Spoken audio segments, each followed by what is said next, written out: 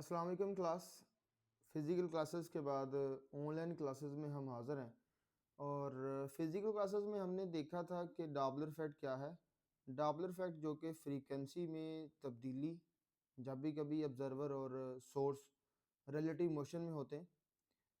तो आज बेटा डॉपलर इफ़ेक्ट की एप्लीकेशंस देखने लगे, लेकिन उससे पहले हम एक साइड बॉक्स देख लेते हैं। हमारी टेक्स्ट बुक पे एक साइड बॉक्स है, काफ़ी इंपॉर्टेंट शॉर्ट क्वेश्चन है। एमसीक्यू ये शॉर्ट क्वेश्चन में आ सकता है, सोनिक बूम। पहले उसकी तरफ आते हैं। तो बेटा आपको सोनिक बूम के लिए यहाँ पे 3 डायग्राम्स दिखाई जा रही हैं। पहली जो एनिमेशन है उसमें अगर आप गौर करें तो एक सोर्स जहाँ से आवाज़ आ रही है, ये सोर्स बेटा स्पीड ऑफ साउंड से कम वेलोसिटी से मूव कर रहा है, जिसकी वजह से जो वेव फ्रंट्स हैं, जो आवाज़ है वो इससे आगे चल रही है, जबकि सोर्स अभी पीछे है। ज़ाहिर है सोर्स की स्पीड अभी कम है, इस पहली डायग्राम में देखें। और चलिए मैं आपको हाईलाइट करके बताता हूँ। इस डायग्राम की बात हो रही है। इस डायग्राम में जो सोर्स है, जैसे एक जहाज़ की बात कर ले तो उसकी स्पीड आवाज़ की स्पीड यानी कि हवा में अगर 340 मीटर पर सेकंड स्पीड है, तो हवा की स्पीड से अगर कम होगी तो वेव फ्रंट्स इस तरह से सोर्स से आगे आगे चलेंगे। लेकिन अगर आवाज़ की स्पीड और सोर्स की स्पीड बराबर हो जाती है तो बेटा ये डायग्राम बनती है, जिसमें आपको सोर्स और आवाज़ दोनों एक साथ चलते हुए नज़र आ रहे हैं। और पैटर्न चेक करें, थोड़ा सा फ़र्क है पिछले पैटर्न में और इसमें, थोड़ा सा फ़र्क है। बेटा क्या हो अगर आपका सोर्स जहाँ से आवाज़ आ रही है यानी जहाज़, वो बेटा स्पीड की आवाज़ से यानी 340 मीटर पर सेकंड अगर हवा में स्पीड है, आवाज़ की स्पीड से, सॉरी, आवाज़ की स्पीड से अगर ज़्यादा तेज़ चलना शुरू हो जाए। इस तीसरी एनिमेशन में चेक करें बेटा, इसमें जहाज़ की स्पीड आवाज़ की स्पीड से ज़्यादा होगी, जिसकी वजह से ये जो वेव फ्रंट्स हैं, ये चेक करें किस तरह से पीछे को एक ट्रेल बना रहे आते हैं और क्लाउड सा बन रहा है। और बेटा ये आवाज़ कंप्रेस होती हुई एकदम सुनाई देगी, जिसे हम बूम कहते हैं। तो आवाज़ का एकदम सुनाई देना और ऑब्जेक्ट आपको पहले नज़र आ जाए लेकिन आवाज़ उसकी बाद में आए, तो इसको सोनिक बूम कहते हैं। आप अगर किसी जेट को अपने पास से गुजरते देखें जिसकी स्पीड आवाज़ की स्पीड से ज़्यादा हो, तो आपको जहाज़ तो बेटा दिख जाएगा, जहाज़ निकल जाएगा, लेकिन उसकी आवाज़ बाद में आएगी। इसको सोनिक बूम कहते हैं। आगे मैं आपको कुछ वीडियोज़ से बताता हूँ, वीडियोज़ के ज़रिए समझाने की कोशिश करता हूँ। तो नेक्स्ट बेटा हम इसकी डेफिनेशन देखते हैं। तो यहाँ पे लिखा हुआ है कि जब भी कभी आवाज़ ओवरलैप कर जाती, ये चेक करें, ओवरलैपिंग हो रही है वेव फ्रंट्स की। आपको पता है कोई भी वेव हो वो वेव फ्रंट की शक्ल में आगे बढ़ती। तो इस डायग्राम में गौर से देखें, यहाँ पर बेटा इस डायग्राम में देखें, ये ओवरलैपिंग हो रही है, ठीक है, जिसकी वजह से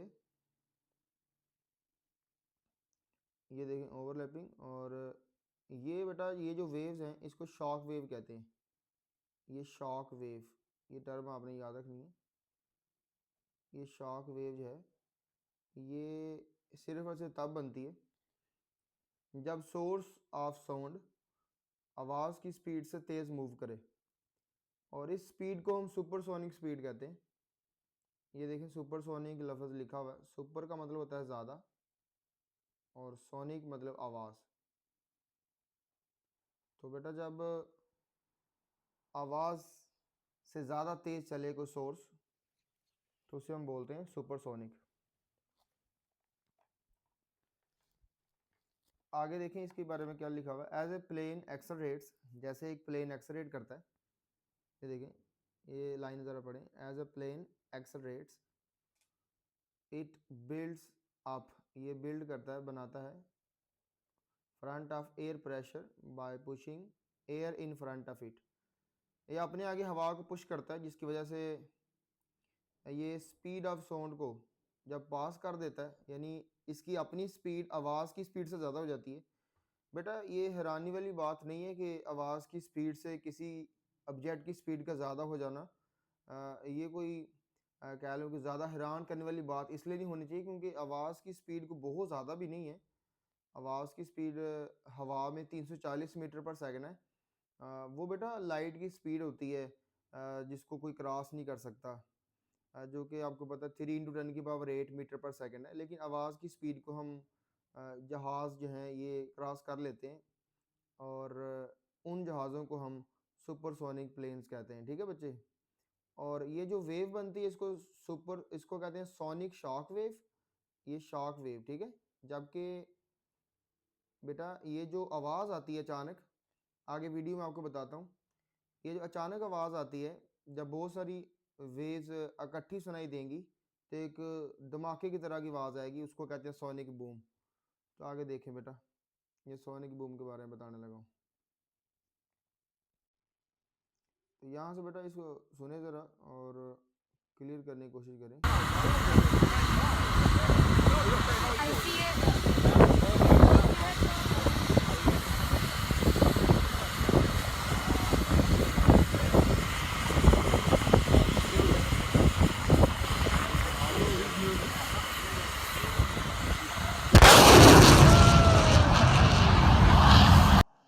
आवाज़ बाद में आई है, तस्वीर पहले और आवाज़ बाद में। जिस तरह बिजली जब चमकती है तो बिजली पहले दिखाई दे देती है, आवाज़ बाद में आती है, क्योंकि उसकी भी स्पीड ऑफ लाइट जो है वो आवाज़ की स्पीड से ज़्यादा होती है। इधर भी ऐसे ही होगा। एक और वीडियो देखते हैं, इसमें चेक करें।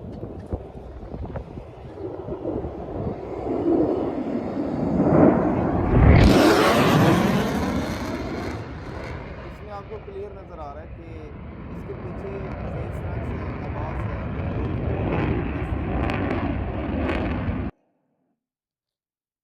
और ये सुपरसोनिक प्लेन था जो शॉक वेव बनाते हुए निकल गया, और इसने जो आवाज़ सुनाई दी, इसकी जो आवाज़ थी वो आवाज़ कहलाती है सोनिक बूम, और इसका नाम था सुपरसोनिक प्लेन।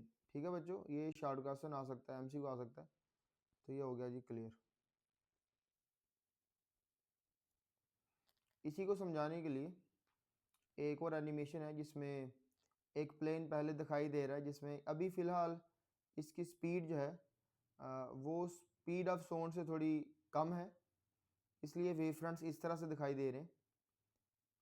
अब नेक्स्ट जब इसकी एनिमेशन आएगी तो उसमें आप देखें कि किस तरह फ़र्क पड़ता है वेव फ्रंट्स में, और किस तरह सारी वेव्स पीछे कंप्रेस होती हैं। और चेक करें कि अब आवाज़ की स्पीड और सोर्स की स्पीड दोनों बराबर होगी। अब आप वेव पैटर्न चेक करें, और इसके बाद जो अब आएगी तस्वीर उसमें ज़रा देखें क्या फ़र्क है। अब चेक करें बेटा, अब जहाज़ स्पीड ऑफ साउंड से ज़्यादा तेज़ मूव कर रहा है, और अब ये जो वेव्स बनी है इसको कहते हैं शॉक वेव। क्या कहते हैं? Shock wave. अरे माइक भी चल रहा है कि नहीं? तो शॉक वेव के बाद, सोनिक बूम के बाद एक साइड बॉक्स और भी है जिसमें कुछ एमसीक्यूज लिखे हुए हैं। Dolphin, bat, cat, dog, human, इनकी आइडेबल फ्रीक्वेंसी रेंज आपने याद कर लेनी है, और एप्लीकेशन में आते हैं। और बेटा चेक करें,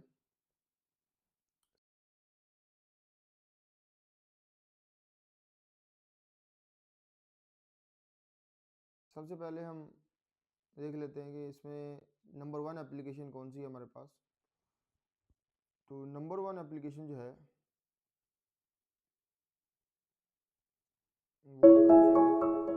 The word radar was coined in 1940 by the United States Navy. It stands for Radio Detection and Ranging. Radar uses radio waves to detect the location of objects like airplanes in the sky. A device called a magnetron generates high-powered radio waves. An antenna focuses these waves into a narrow beam and continually shoots them into the sky. The radio waves travel at the speed of light until they hit an object, like an airplane. The waves bounce off the airplane and travel back towards Earth. Some of the return waves are captured by the antenna, and the data is processed by computers. Based on the strength and travel time of the radio waves, a computer determines the location of the airplane. The airplane's location is then displayed on an air traffic controller's screen. This is how radar helps air traffic controllers track the location of airplanes in the sky.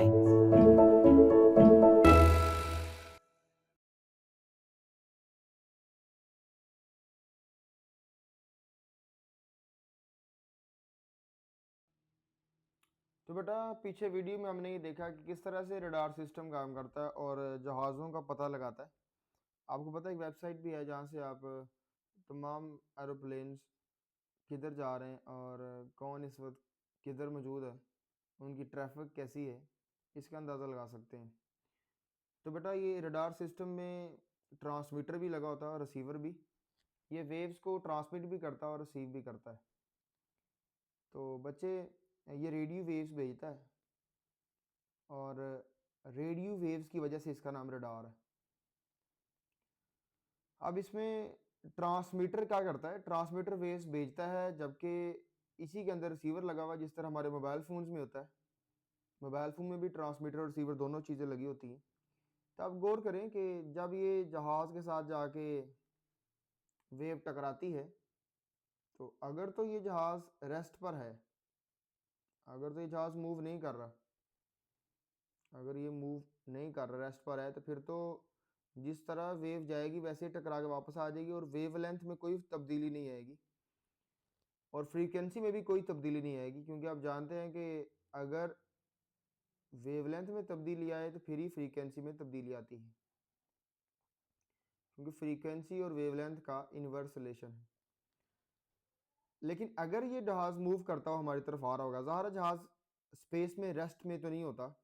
अगर ये इधर को move करता हुआ आ रहा है, तो बेटा लास्ट टाइम भी आपको बताया था कि जब कोई चीज़ हमारी तरफ आ रही होती है, टू वर्ड्स ऑब्जर्वर आ रही होती है, ये डॉपलर इफेक्ट के केसेस में हमने देखा था, तो उसके साथ जो वेव टकराती है, जो टक्कर मार के वापस आती है, अगर ये वेव एक टक्कर मार के वापस आई है तो उसके बाद दूसरी वेव ने अभी यहाँ से टक्कर मार के आना था, लेकिन ये जहाज़ क्योंकि पहले आगे मूव कर जाता है और आगे मूव करके आगे यहाँ से टक्कर मारेगा, जिसकी वजह से इनकी वेव्स थोड़ी कंप्रेस हो जाती हैं और इनकी वेवलेंथ कम हो जाती है पहले की निस्बत।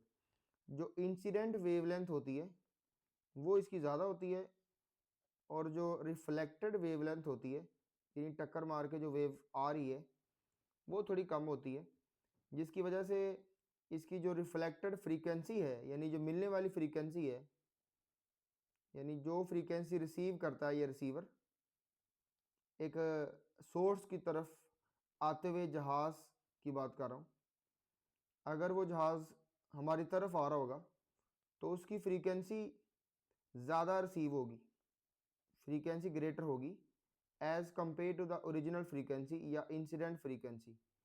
और आपको पता है जब भी फ्रीक्वेंसी ज़्यादा रिसीव हो तो वेवलेंथ कम होती है, क्योंकि वेवलेंथ और फ्रीक्वेंसी का इनवर्स रिलेशन है। यही डॉपलर इफेक्ट में हमने सीखा था। इस तरह से फिर इसके अंदर बेटा स्पीड का फार्मूला यूज़ करके एक सॉफ्टवेयर इंस्टॉल किया होता है कंप्यूटर में और वो इसकी स्पीड कैलकुलेट कर लेता है। वो फ्रीक्वेंसी और लैम्डा को यूज़ करता है एज ए इनपुट और उसमें सॉफ्टवेयर में सब कुछ पहले से ही बिल्ट इन होता है और उसको डिज़ाइन इस तरह से किया जाता है कि उसमें फ्रीक्वेंसी और लैम्डा की वेवलेंथ की वैल्यूज़ पुट करके स्पीड पता लगाई जा सकती है। तो इस तरह से ये रडार सिस्टम जहाज़ों का पता लगा सकता है कि जहाज़ की स्पीड कितनी है, आ किधर रहा है, उसकी लोकेशन क्या है। तो ये सब चीज़ें पता चल जाती हैं रडार से। अब आगे देखते हैं। जैसे ये रडार ने एक सिग्नल भेजा है और बेटा ये टाइम, ड्यूरेशन, स्पीड, डिस्टेंस हर चीज़ का पता लगा देता है।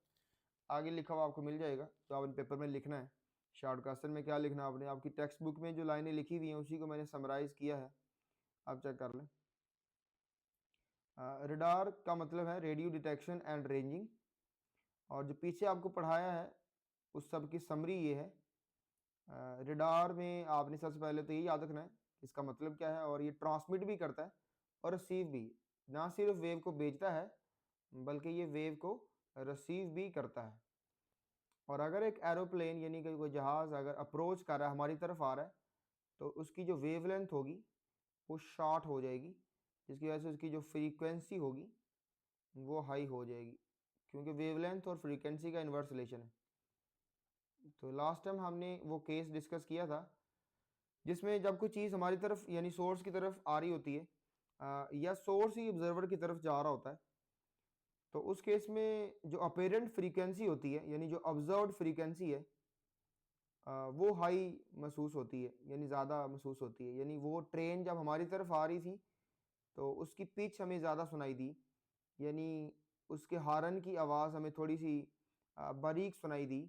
और जब वो ट्रेन हमसे दूर जाती है तो उसके हॉर्न की आवाज़ या उस ट्रेन के इंजन की आवाज़ हमें थोड़ी मोटी सुनाई देती है, उसकी पिच थोड़ी कम हो जाती है क्योंकि उसकी वेवलेंथ ज़्यादा हो जाती है। जब एरोप्लेन दूर जा रहा होता है ना, तो दूर जाते हुए देखें जब वेव आपने ऐसे भेजी थी तो अगर तो कोई रेस्ट पर होगी चीज़ तो वो वैसे ही वापस कर देगी, लेकिन अगर आपने वेव पहले ऐसे भेजी थी, फ़र्ज़ करें ऐसे, और ये उसका दरमियानी फासला था यानी वेवलेंथ, और जब टक्कर मार के वापस आई, अगर कोई चीज़ आपकी तरफ आ रही होगी तो वो वेव्स को कंप्रेस कर देगी, जिसकी वजह से आपकी वेवलेंथ में कमी आ जाएगी। और अगर कोई चीज़ दूर जा रही होगी तो वो बेटा आपकी वेवलेंथ में इजाफा कर देगी, और वेवलेंथ में इजाफा का मतलब फ्रीक्वेंसी में कमी कर देगी। तो आई थिंक ये क्लियर हो गया होगा कि किस तरह से वेवलेंथ में और फ्रीक्वेंसी में तब्दीलियाँ आती हैं। The speed of the satellite, ये इसी तरह से सैटेलाइट की स्पीड भी मालूम की जा सकती है जो मूव करते हैं around the earth, can also be determined by the same principle, यही सूल लगा के। आगे देखते हैं बच्चे।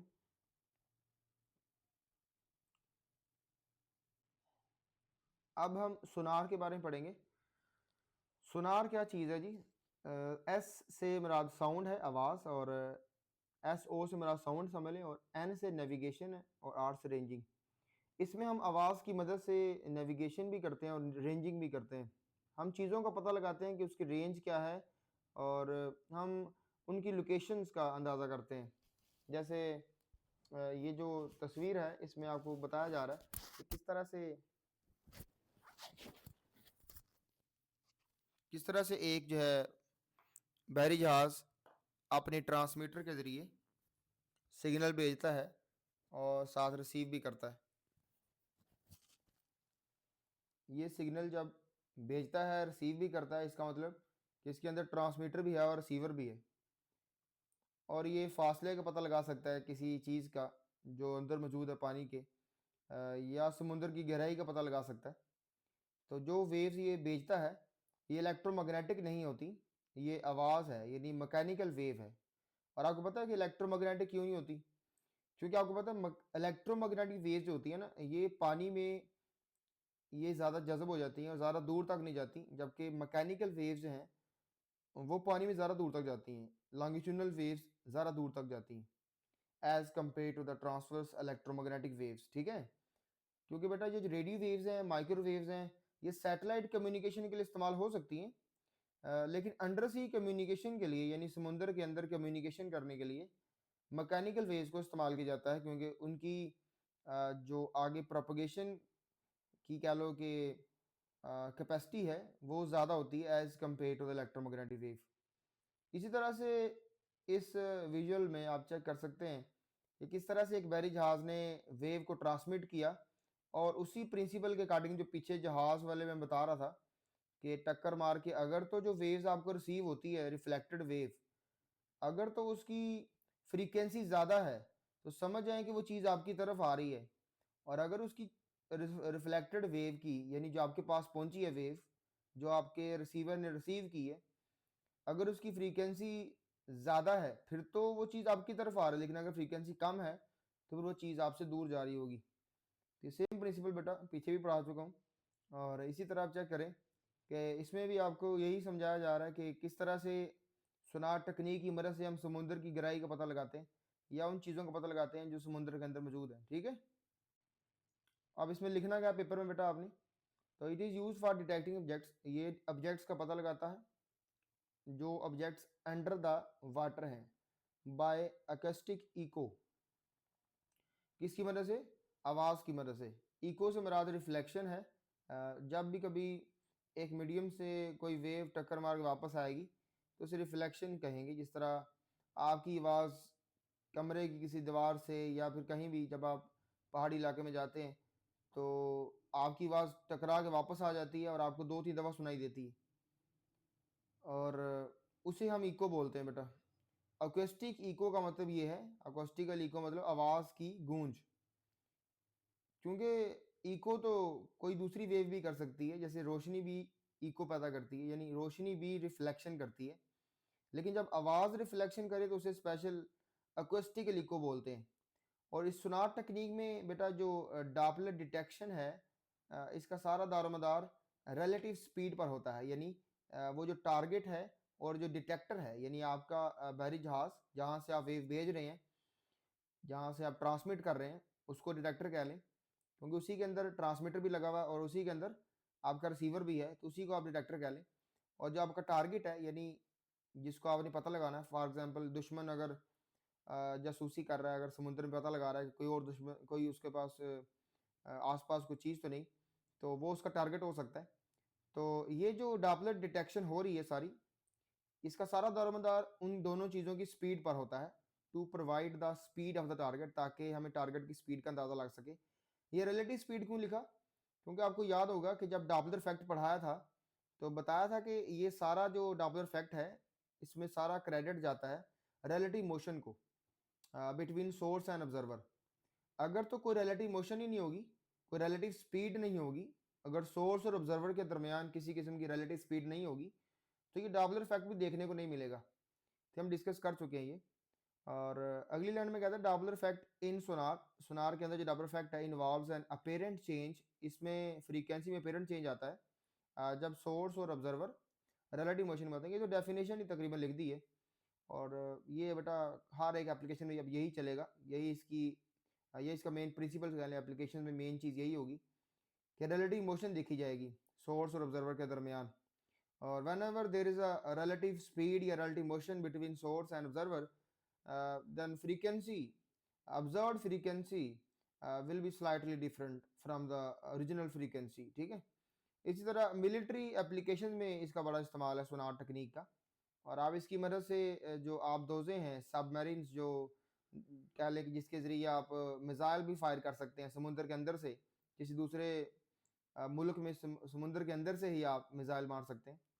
और इसी तरह से आप कंट्रोल करवा सकते हैं एंटी सबमरीन वेपन्स का।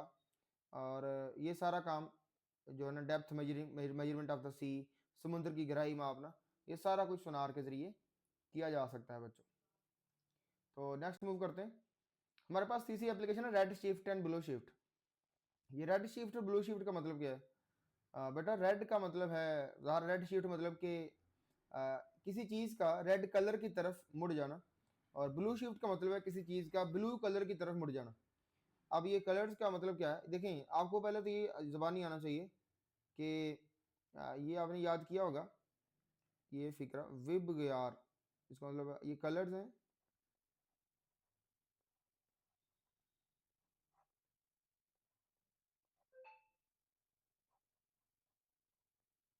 विबग्यार में ये जो हमारे पास वी है, इसका मतलब वायलेट है, आई से मुराद इंडिगो है, ब्लू है, ग्रीन है, येलो है, ऑरेंज है और रेड है। तो बेटा याद रखना है कि सबसे ज़्यादा जो वेवलेंथ है वो रेड की होती है। ये लाइट के 7 कलर्स में, ये देखिए कितने कलर्स हैं, 1 2 3 4 5 6 7, और सबसे ज़्यादा वेवलेंथ जो है वो रेड लाइट की होती है, और सबसे कम वेवलेंथ वायलेट की होती है।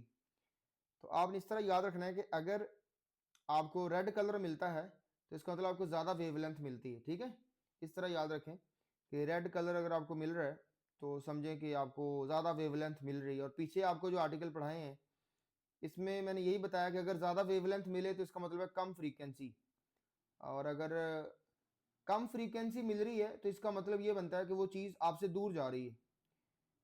इसी तरह से अगर आपको ज़्यादा फ्रीक्वेंसी रिसीव होती है, यानी आपका रिसीवर ज़्यादा फ्रीक्वेंसी डिटेक्ट करता है, तो इसका मतलब होगा कि वो चीज़ आपकी तरफ आ रही है, और ज़्यादा फ्रीक्वेंसी का मतलब है लो वेवलेंथ। और यहाँ पे दो कलर्स इस्तेमाल करेंगे हम। एक बेटा ये होगा, एक मैं पेन चेंज कर लूँ। अच्छा ये चक्कर, एक हमारे पास ये होगा जी ब्लू, और एक ये बेटा रेड होगा, ठीक है। और हम इन दोनों का मुकाबला करेंगे। तो आप ये बताएं कि ब्लू की ज़्यादा वेवलेंथ है या रेड की। मैं पहले लिख दूं, ये देखिए, ये एक तरफ ब्लू की वेवलेंथ है और एक तरफ रेड की। तो आपने बताना किसकी ज़्यादा और किसकी कम है।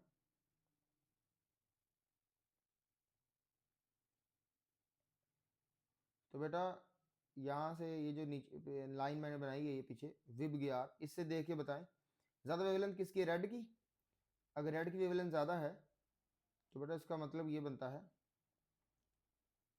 रेड की वेवलेंथ, चलिए किसी और कलर से कर लेता हूँ। रेड की वेवलेंथ अगर ज़्यादा है, इसका मतलब ये बनता है कि रेड लाइट की फ्रीक्वेंसी कम है। रेड लाइट की फ्रीक्वेंसी कम है बच्चों। ये देखो, फ्रीक्वेंसी ऑफ रेड लाइट, ऊपर मैंने यहाँ पे लैम्डा के साथ आर लिखना था। अच्छा, लैम्डा ब्लू और लैम्डा रेड। तो ज़्यादा लैम्डा किसका है, रेड का। तो इसका मतलब कि ज़्यादा फ्रीक्वेंसी किसकी होगी, ब्लू की। ब्लू की फ्रीक्वेंसी ज़्यादा, जबकि रेड की फ्रीक्वेंसी कम होगी बच्चों, ठीक है। तो इससे आप अंदाज़ा कर सकते हैं कि जब आपको रेड कलर मिलेगा तो उसका क्या मतलब होगा। रेड कलर मिलेगा तो इसका मतलब कि लो फ्रीक्वेंसी मिली, और लो फ्रीक्वेंसी मिलेगी तो इसका मतलब कि वो चीज़ जहाँ से ये लाइट आ रही होगी वो चीज़ आपसे दूर जा रही है, ठीक है। तो अब याद रखना है कि रेड से मुराद दूर है, ठीक है। रेड से मुराद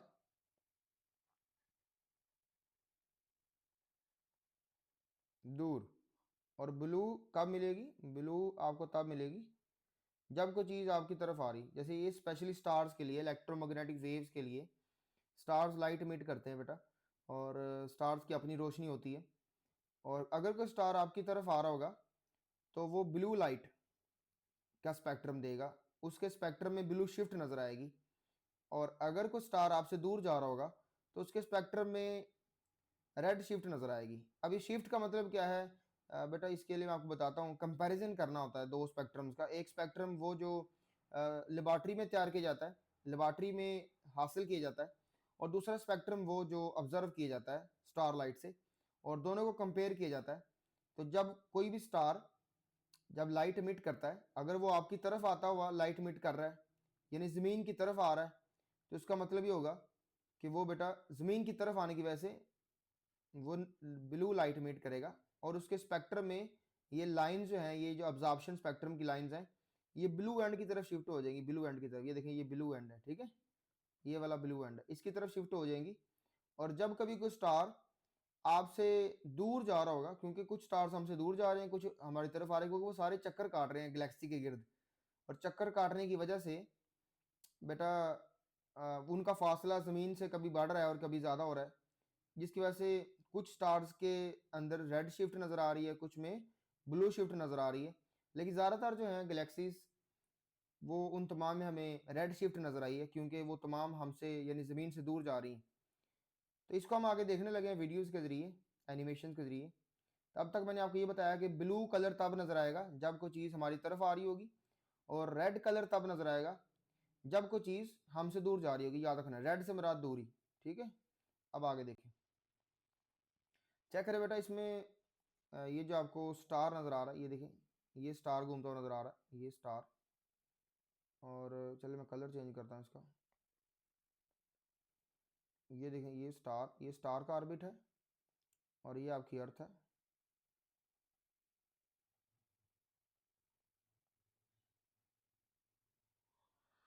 और जब ये स्टार की लाइट ज़मीन पर पहुंचेगी तो बेटा, अच्छा इस केस में सॉरी, ये अर्थ नहीं, बल्कि यहाँ से आप ये इसको अर्थ मान लें, इसको, ये आपकी अर्थ है, और ये स्टार जो आपकी, ये स्टार घूम रहा है ना, ये कभी आपकी अर्थ से दूर जा रहा है, यहाँ से देखें, यहाँ से देखें, ये दूर जा रहा है, अवे होता जा रहा है,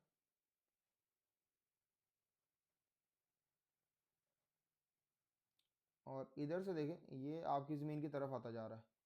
तो ये टू वर्ड्स, ये खुद क्या कर रहा है, ये चक्कर काट रहा है किसी और के गिर्द, क्योंकि अल्लाह ताला ने जितनी भी चीज़ें बनाई हैं स्पेस में वो तमाम चक्कर काट रही हैं, ठीक है।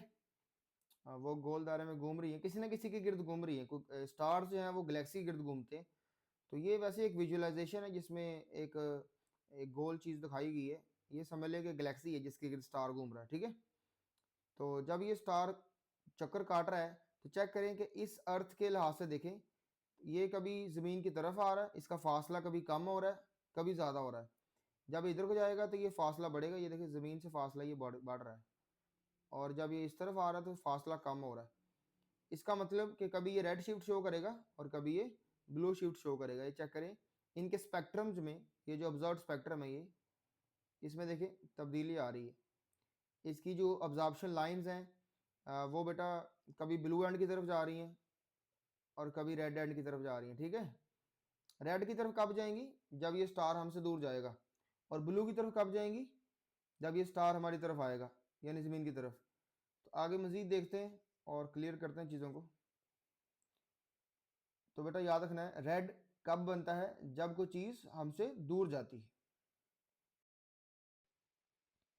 तो स्टार की वेलोसिटी जो है विद रिस्पेक्ट टू अर्थ हम मालूम कर सकते हैं, और जब कोई स्टार हमसे दूर जाता है, ये देखें लिखा हुआ, जब कोई स्टार हमसे दूर जाता है, इसको मैं ज़रा कलर चेंज कर लूँ इसका।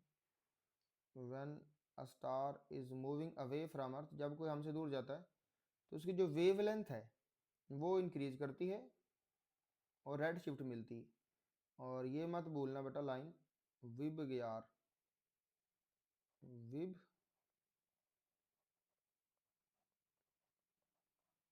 ग्यार, इसका मतलब इसमें ये जो आर है यानी रेड, इसकी वेवलेंथ सबसे ज़्यादा है।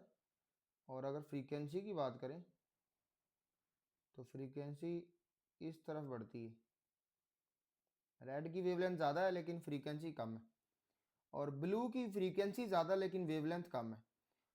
और अगर हमें रेड शिफ्ट मिलेगी तो इसका मतलब है कोई चीज़ हमसे दूर जा रही है। तो when star is moving away it will show red shift. इस तरह when star is moving towards earth it will show the blue shift, ये देखें। और वेवलेंथ में क्या आएगी, कमी। वेवलेंथ कम हो तो फ्रीक्वेंसी ज़्यादा होती है, और फ्रीक्वेंसी ज़्यादा किसकी है, ब्लू की। ऊपर चेक करें, ब्लू लाइट की फ्रीक्वेंसी ज़्यादा है, रेड की कम है। ये क्लियर हो गया बच्चों सबको। आगे देखते हैं जी। ये देखें इधर भी दिखाया हुआ है कि जब ये टू वर्ड्स आ रहा है, स्टार हमारी तरफ आ रहा है, ये देखें इस तरफ ज़मीन की तरफ, ये ज़मीन है तो ज़मीन की तरफ जब ये आ रहा है तो ये देखिए ब्लू कलर से शो किया हुआ। और जब ये ज़मीन से दूर जा रहा है, ये देखें अवे जा रहा है, जब ये दूर जा रहा है तो ये देखें रेड कलर से शो किया हुआ, रेड कलर बनाया हुआ स्टार का, ठीक है। तो याद रखना है कि दूर जाना मतलब रेड और पास आना ब्लू, इससे ही आपको याद रहेगा। आगे देखें, इस एनिमेशन से भी आपको यही समझाया जा रहा है कि जब कोई चीज़, ये देखें सैटेलाइट घूम रहा है ज़मीन के गिर्द, ये सैटेलाइट था यहाँ पे, आप गौर से देखें ये सैटेलाइट है यहाँ पे ना, मैं कलर चेंज करके बताता हूँ। यहाँ पे ना एक सैटेलाइट घूम रहा है, गौर से देखें, इसके अंदर आपको सैटेलाइट नज़र आएगा। ये देखें सैटेलाइट अब नज़र आया। तो जब ये दूर जा रहा था सैटेलाइट, गौर से देखें, तो ऐसे ऐसे ही समझ लो जैसे एक रस्सी बंधी हुई इसके साथ, रस्सी से मुराद यहाँ वेव लेंथ ही है। समझाने के लिए वैसे ही रस्सी बांधी हुई, सच्ची वेव्स इस तरह से नहीं जाती। वेव्स आपको पता है कि ऐसे वेव फ्रंट की शक्ल में जाती हैं, वेव फ्रंट की शक्ल में, लेकिन आपको समझाने के लिए ये वाली डायग्राम बनानी पड़ती है, ये वाली डायग्राम वेव की। गौर से देखें कि जब ये सैटेलाइट अवे जा रहा था, जब यहाँ से घूम के अवे जा रहा था इस ज़मीन से, ये ज़मीन है और ये डिटेक्टर है, और ये सब कुछ कहाँ हो रहा है, स्पेस में। ये स्पेस है जहाँ हम रहते हैं, हम सब स्पेस में रहते हैं ना, तो हम यहाँ पे रहते हैं। ये अर्थ स्टेशन है कोई ये वाला, और ये रिसीव भी कर रहा है और ट्रांसमिट भी कर रहा है वेव्स को। और सैटेलाइट, ये गौर से देखें, जब सैटेलाइट आ रहा था यहां से निकल के ऐसे जब आ रहा था तो इसका जमीन के साथ फासला कम हो रहा था, तब चेक करें फ्रीक्वेंसी ज्यादा थी, फ्रीक्वेंसी ज्यादा थी और वेवलेंथ कम थी। और जब ये ऐसे दूर दूर जा रहा है, जैसे गौर से देखें, जब ये दूर जा रहा है यहाँ से निकल के ऐसे दूर जा रहा है, तो गौर से देखें दूर जाते हुए इसकी वेवलेंथ बढ़ रही है। देखो एंड पे देखो, जब ये डॉपलर इफेक्ट लफ्ज लिखा हुआ था ना, तब देखो वेवलेंथ बढ़ गई। ये देखो ये बताया भी जा रहा है वेवलेंथ बढ़ रही है। पहले कम है वेवलेंथ और बाद में ज्यादा हो रही है। वेवलेंथ का ज्यादा होना इसका मतलब है फ्रीक्वेंसी का कम होना। और जब भी कोई चीज दूर जाती है फ्रीक्वेंसी कम होती है, वेवलेंथ क्या होती है, ज्यादा। तो मेरे ख्याल में अब क्लियर हो जाना चाहिए इतनी सारी एग्जांपल्स के बाद। आगे बढ़ते हैं।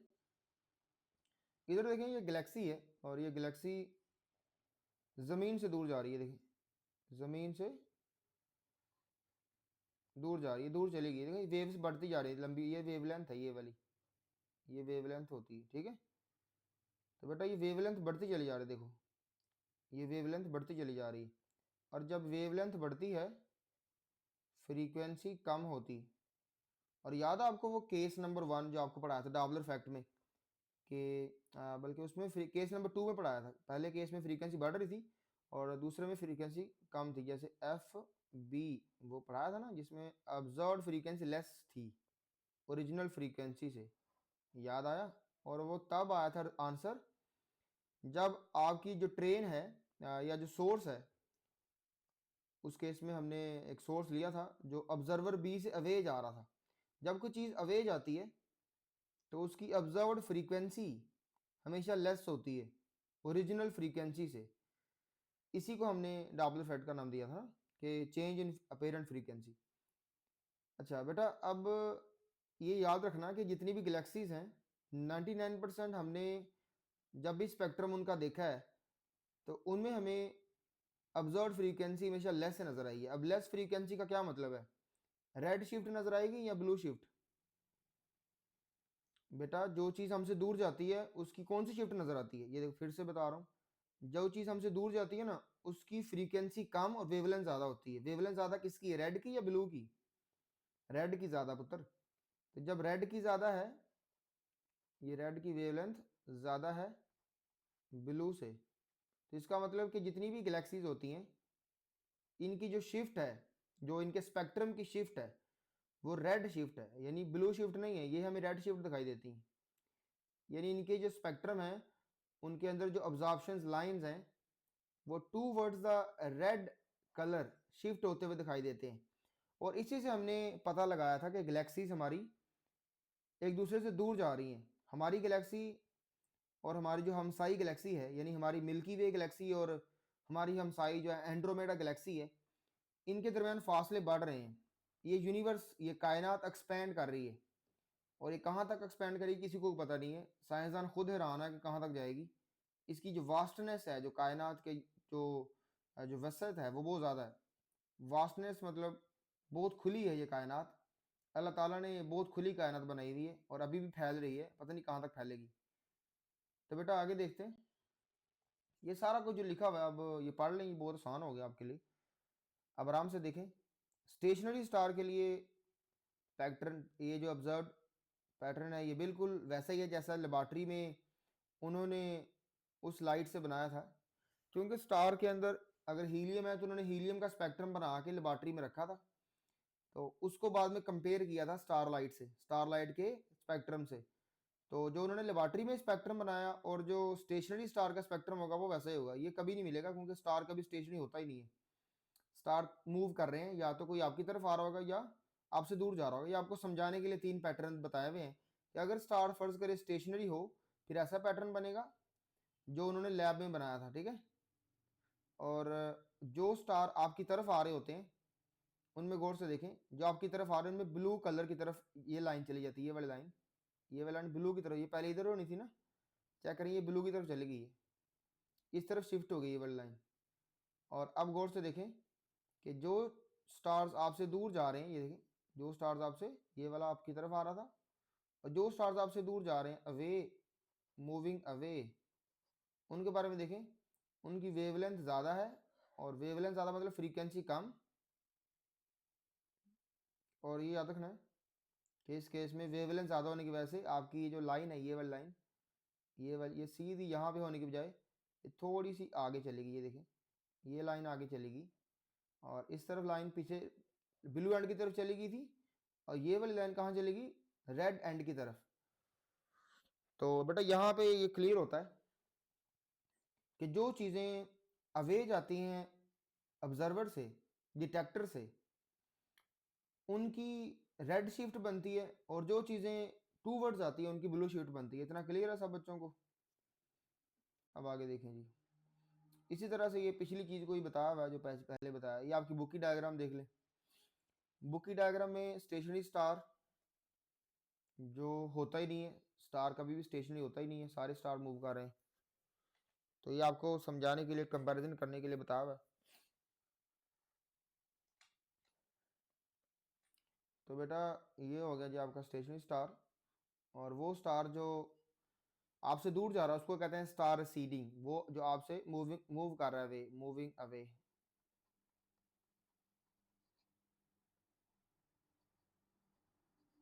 Moving away.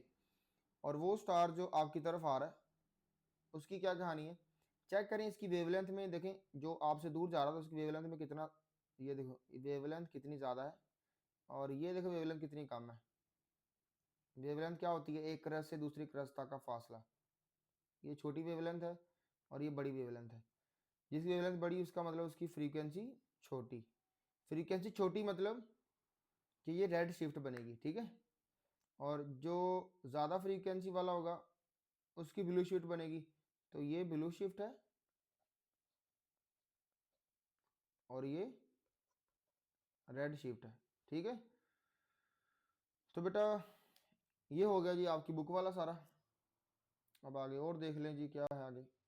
ब्लू शिफ्ट के बारे में लिखा हुआ कि ये वो टर्म है जो यूज होती है जब कभी विजिबल लाइट शिफ्ट हो जाती है टूवर्ड्स द हायर फ्रीक्वेंसी। तो यही बता रहा तब से मैं, हायर फ्रीक्वेंसी मतलब कि लो वेवलेंथ, ठीक है, क्योंकि ब्लू की वेवलेंथ क्या होती है, लो, और ये लिखा भी है लो वेवलेंथ और हाई फ्रीक्वेंसी। आगे देखें जी। तो रेड शिफ्ट क्या होती है, ये टर्म यूज होती है जब लाइट शिफ्ट होती है टूवर्ड्स लोअर फ्रीक्वेंसी या towards red end of the spectrum, ठीक है। स्पेक्ट्रम जो है वो बेटा एक आईडी कार्ड माना जाता है एलिमेंट्स का। और जो इन्होंने लेबॉर्ट्री में स्पेक्ट्रम तैयार किया था ना, वो अगर फर्ज करें, इनको पता है सूरज में हीलियम है, तो हीलियम का स्पेक्ट्रम इन्होंने, यानी हीलियम एक एलिमेंट है हाइड्रोजन के बाद दूसरा एलिमेंट, तो इसका इन्होंने स्पेक्ट्रम बनाया लैब के अंदर, और उसको कंपेयर किया स्टार लाइट के स्पेक्ट्रम के साथ, और वहाँ से नोट की शिफ्ट, कभी रेड शिफ्ट दिखी कभी ब्लू। और जब भी रेड शिफ्ट दिखती है तो ये समझ आते हैं कि चीज़ें, यानी स्टार्स हमसे दूर जा रहे हैं, और जब भी ब्लू शिफ्ट मिलती है ये समझ जाते हैं कि चीज़ें हमारी तरफ आ रही हैं। और जितनी भी गैलेक्सीज हैं उनकी रेड शिफ्ट मिली है, ठीक है बच्चे। आगे देखें। अब ये सारा कुछ आपको लिख के दे दी है, आपकी बुक वाली लाइनें आसान कर दी हैं। एस्ट्रोनॉमर्स जो हैं, ये जो खला में क्या काम करते हैं, ये जो स्पेस को जानते हैं, स्पेस को समझते हैं, उनको स्टडी करते हैं, उन्हें एस्ट्रोनॉमर्स कहते हैं। Astronomers use a Doppler effect to calculate the speeds of the distant, यानी दूर, डिस्टेंट मतलब बहुत दूर, दूर के जो स्टार्स हैं, जो गैलेक्सीज हैं, उनकी स्पीड मालूम करने के लिए एस्ट्रोनॉमर्स क्या करते हैं, डॉपलर फैक्ट का इस्तेमाल करते हैं। और ये क्या करते क्या है, ये लाइन स्पेक्ट्रम ऑफ लाइट को जो स्टार से आता है उसको कंपेयर करते हैं, बाय कंपेयरिंग। उसको कंपेयर किससे करते हैं, उस लाइट से जो इन्होंने लेबॉर्ट्री सोर्स में तैयार की होती है, यानी लेबॉर्ट्री के अंदर जो इन्होंने लाइट से स्पेक्ट्रम बनाया होता है उसके साथ ये स्टार की लाइट के स्पेक्ट्रम को कंपेयर करते हैं, और उसमें शिफ्ट देखते हैं। अगर इसकी शिफ्ट ब्लू हो तो ये समझ आते हैं कि चीज़ें हमारी तरफ आ रही हैं, और अगर शिफ्ट रेड हो तो समझ आते हैं कि चीज़ें हमसे दूर जा रही हैं। देखिए स्टार जो दूर जा रहा होता है वो रेड शिफ्ट दिखाता है, और वो स्टार ये कौन कौन दिखाता है, ये जितनी भी डिस्टेंट गैलेक्सीज हैं वो हमसे दूर जा रही हैं, और उनकी स्पीड भी हम मालूम कर सकते हैं कितनी स्पीड से हमारी से दूर जा रही हैं, ठीक है। और वो स्टार्स जो हमारी तरफ आ रहे हैं वो ब्लू शिफ्ट दिखाते हैं, और बेटा इमिटेड लाइट है द शॉर्टर वेवलेंथ, ये आपको पता होना चाहिए कि जब ब्लू शिफ्ट होगी तो ब्लू की तो फ्रीक्वेंसी सबको याद होनी चाहिए ज़्यादा होती है रेड की फ्रीक्वेंसी से, और ब्लू की जो वेवलेंथ है वो कम होती है रेड की। ये बार बार लिख चुका हूँ मैं, हर स्लाइड में लिखता आ रहा हूँ ताकि आपको पक्का हो जाए, याद हो जाए। अब कभी नहीं भूलना चाहिए आपको कि रेड लाइट की वेवलेंथ ज़्यादा जबकि ब्लू लाइट की वेवलेंथ कम, और इसका उलट कर लेना फ्रीक्वेंसी के लिए। ठीक है बच्चों, आगे देखें। आखिरी एप्लीकेशन है शायद second last, radar speed trap. बेटा आपने देखा होगा कि ट्रैफिक पुलिस वालों के पास भी एक गन होती है, उससे वो गोली तो नहीं मारते लेकिन उससे वो गाड़ियों की स्पीड चेक कर लेते हैं। गाड़ियों की स्पीड चेक करना इसलिए भी ज़रूरी है क्योंकि बेटा स्पीड लिमिट्स लगी होती हैं रोड पर, और ट्रैफिक कवानीन में ये भी आता है कि आपने एक रोड पर एक ख़ास स्पीड से गाड़ी चलानी है। बहुत सारी रीज़न्स हैं।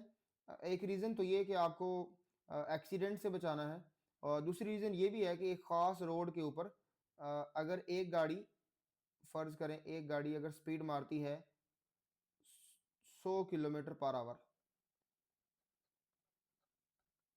और दूसरी गाड़ी मारती है 150 किलोमीटर पर आवर, तो इस तरह से ये पीछे वाली गाड़ी जो है इसके चांस हैं अगली गाड़ी के साथ टक्कर मारने के, तो इस तरह से टक्कर लग सकती है, एक्सीडेंट ज़्यादा हो सकता है। तो इन्होंने फिर सभी गाड़ियों की स्पीड एक रखने के लिए ये बेटा इन्होंने लेन्स बनाई होती हैं और इसके अंदर स्पीड लिमिट्स लगा दी होती हैं कि आपने कम से कम इतनी स्पीड रखनी है, ज़्यादा से इतनी रखनी है। सब गाड़ियां अगर 40 से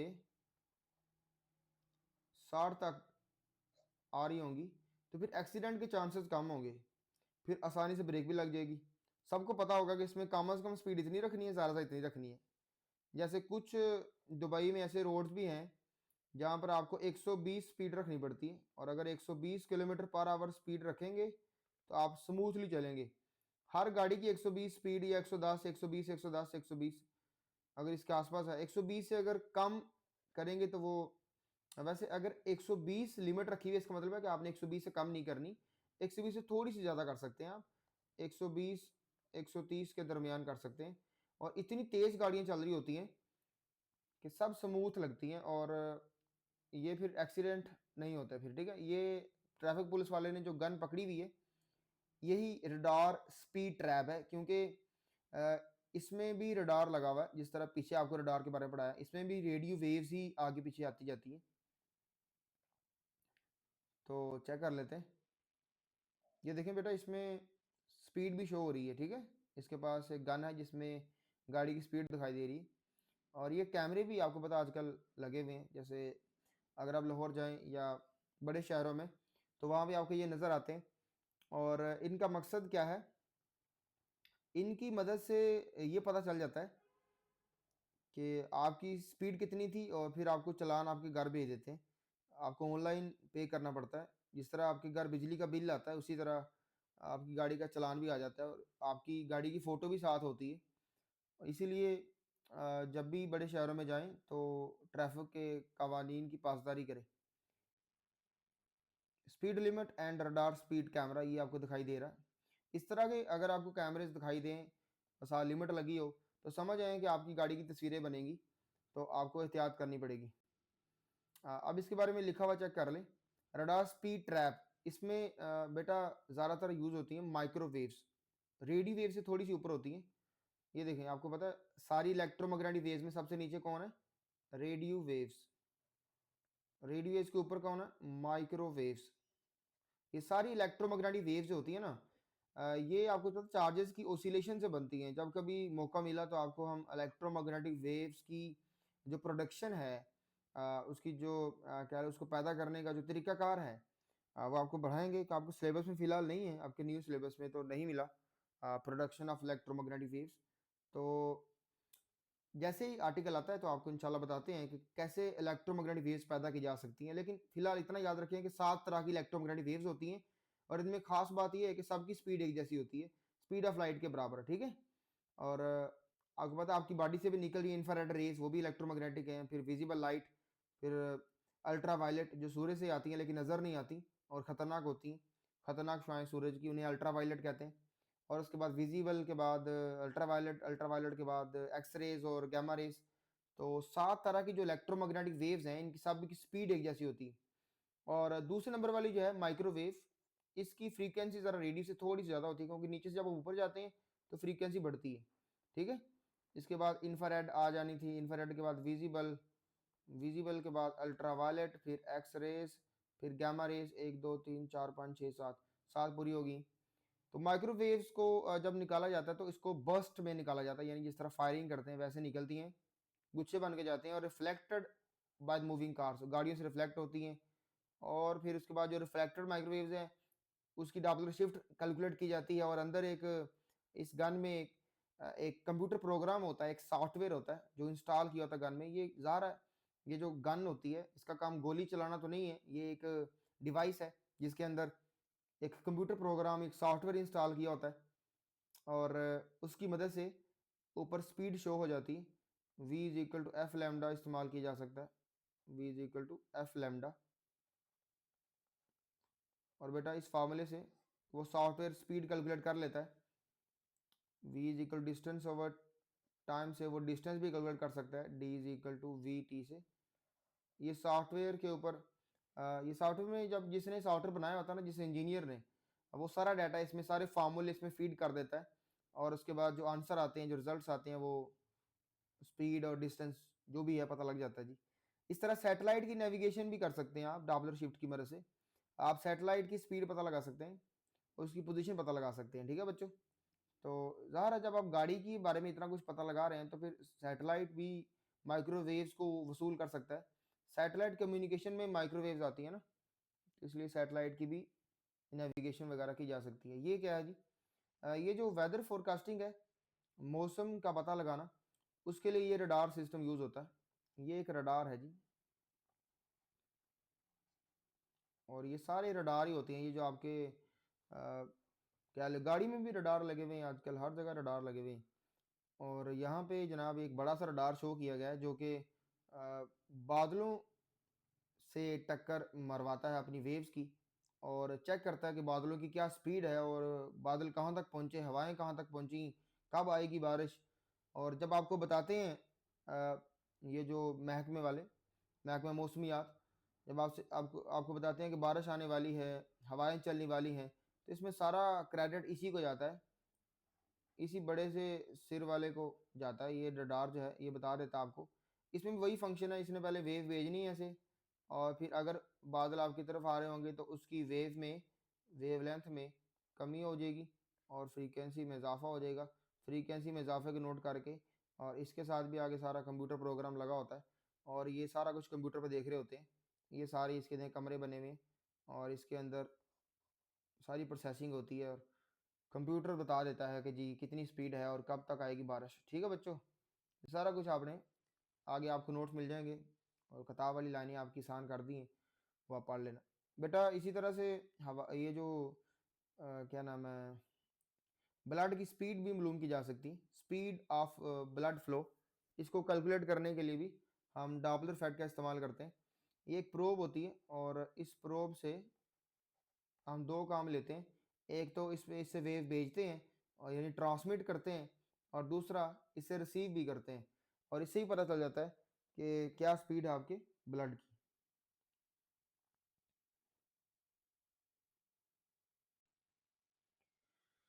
फिर चेक करें जी, यहाँ पे भी आपको यही कुछ दिखाया जा रहा है।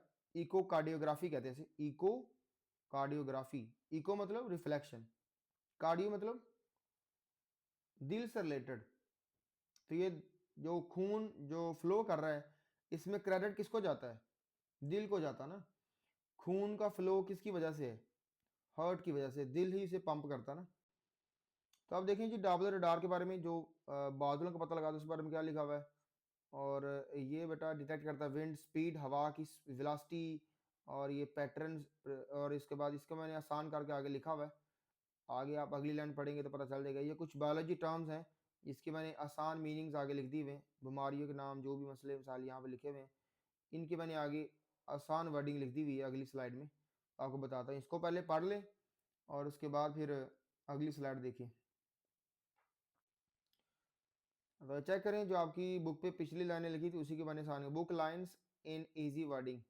ये जो पिछली स्लाइड थी, इस पिछली स्लाइड में लफ्ज़ थोड़े मुश्किल थे तो उसी को आसान करके यहाँ पे लिखा हुआ है। तो आप ये पढ़ेंगे तो इंशाल्लाह समझ आ जाएगी कि ये जो डॉपलर रडार है ये क्या करता है, रेडियो वेव्स का इस्तेमाल करके to spot how fast wind moves. ये बताता है कि किस तरह विंड मूव करती है और वेयर रेन फॉल्स, और बारिश कहाँ पड़ेगी। और ये भी बताता है कि how earth is ground shifts and deforms over time, किस तरह से ये जो है शिफ्ट हुआ अर्थ ग्राउंड, और जो है ना वो डिफॉर्म हुआ, शक्ल बिगड़ी। और वेदर जो है ना वो एक्सपर्ट्स जो है ना, ये मौसमी एक्सपर्ट्स लोग जो होते हैं वो प्रिडिक्शन करते हैं तूफानों की, तो इसकी मदद से सारा करते हैं ये डॉपलर रडार की मदद से। डॉपलर इकोकार्डियोग्राफी में बेटा ये डॉक्टर्स इस्तेमाल करते हैं sound waves on the heart to measure blood speed. It finds heart problems like narrow valves. इस नैरो वाल्व्स को आपकी बुक ने स्टीनोसिस कहा था। और ये जो लफ्ज़ बायोलॉजिकल टर्म्स इस्तेमाल की हैं इनको मैंने यहाँ पे आपके लिए आसान करके इसके सिनोनिम लिख दिए हैं। तो बेटा ये एक दफ़ा पढ़ें, इसको दोबारा सुने, अगर नहीं समझ आई तो 2 दफ़ा सुने, फिर इंशाल्लाह क्लियर हो जाएगा। ओके जी, बहुत शुक्रिया, मिलते हैं नेक्स्ट लेक्चर में। अल्लाह हाफिज़।